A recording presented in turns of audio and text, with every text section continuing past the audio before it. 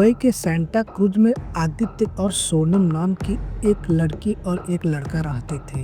दोनों ही अपने माता पिता के साथ रहते थे, लेकिन साथ ही आदित्य और सोनम एक दूसरे को काफ़ी पसंद करते थे और शादी करना चाहते थे। लेकिन सोनम के माता पिता नहीं मान रहे थे शादी के लिए। किसी तरह सोनम ने अपने माता पिता को मनाकर वो दोनों शादी कर लेते हैं। उसके बाद वो दोनों सांता क्रूज में ही एक घर ढूंढ कर रहने लगते हैं। ये लोग इस घर में अपने शादी के 3 दिन बाद ही शिफ्ट हो गए थे।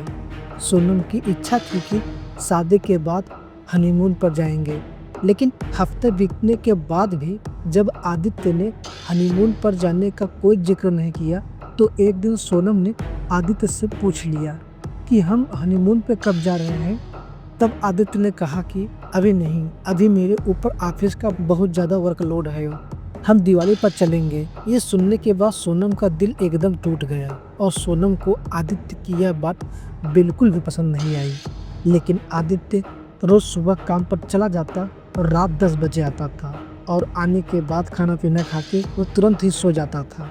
लेकिन सोनम पूरे दिन बस अपने घर पर बैठी रहती, टीवी देखती और घर का काम करती थी और ऐसे देखते देखते उसका भी दिन ख़त्म हो जाया करता था। लेकिन धीरे धीरे करके सोनम ने भी वहाँ के पड़ोसियों से मिलना जुलना शुरू कर दिया और साथ ही उनके पड़ोसी भी उसके घर आने लगे थे। अब सोनम भी दूसरे घर जाया करती थी, लेकिन आदित्य अपने ही काम में फंसा रहता था। इसलिए सोनम अब इस शादी से बिल्कुल भी खुश नहीं थी, क्योंकि आदित्य उसे किसी भी तरह से खुश नहीं रख पा रहा था, ना ही फिजिकली और ना ही मेंटली। फिर एक दिन आदित्य सुबह सुबह सोनम के पास आया और कहा कि सोनम, मेरे बैग्स पैक कर दो, मैं कुछ 4-5 दिन के लिए बाहर जा रहा हूँ। सोनम ने पूछा क्यों? तो उसने बोला कि मेरे ऑफिस की ट्रिप है दुबई की। सोनम को ऐसा लगा कि आदित्य मजाक कर रहा है और वो उसे भी लेके जाएगा। सोनम ने बोली ठीक है, हम दोनों के बैग्स पैक कर लेते हैं। तब आदित्य ने बोला मैं अकेला जा रहा हूँ। यह सुनने के बाद सोनम एक बार फिर से दुखी हो गई।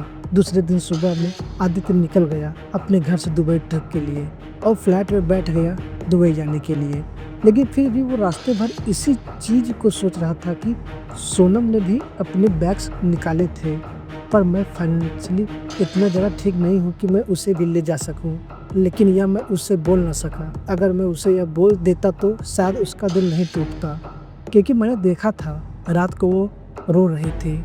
लगता है मुझसे कुछ गलती हो रही है शादी से लेकर। मैंने सोनम को कभी भी खुश नहीं कर पाया हूँ, लेकिन अब मैं ऐसा नहीं करूँगा। अब मैं उसके पास जाऊँगा और जाकर उससे माफ़ी मांगूंगा। फिर आदित्य ने जल्दी से अपने यहाँ का जो काम है वो सब कुछ निपटा कर उसने सोनम को कॉल करके कहा कि मैं 4 दिन में आने वाला हूँ। यह बोलकर फ़ोन कट कर दिया और आदित्य ने सोचा कि मैं सरप्राइज़ दूंगा सोनम को, और वह दुबई से घर आ गया। घर पहुंचकर उसने चाबी से दरवाज़ा खोला और अंदर घुसते ही उसने देखा कि सोनम किसी और मर्द के साथ एक सोफे पर बहुत ज़्यादा इंटीमेट थी। आदित्य उन दोनों को देखकर दुखी हो गया और साथ ही सोनम को इस हालत में देखकर रो दिया। आदित्य ने अपनी आंखें बंद की, आंसू पोंछा और वो घर से बाहर निकल गया। जब सोनम ने देखा कि आदित्य ने ये सब कुछ देख लिया है, तो जल्दी से उठ गई और उससे यह रियलाइज होने लगा कि ये मुझसे बहुत बड़ी गलती हो गई, मुझे ऐसा नहीं करना चाहिए था। फिर सोनम भी आदित्य को रोकने के लिए घर से भागते हुए बाहर निकली, लेकिन तब तक आदित्य रोते रोते न जाने कहाँ चला गया। सोनम को वो कहीं नहीं दिखा। सोनम उसको ढूंढ ढूंढ के थक गई थी। काफ़ी देर तक यहाँ वहाँ ढूंढने के बाद जब आदित्य नहीं मिला तो वो परेशान मन घर चली आई।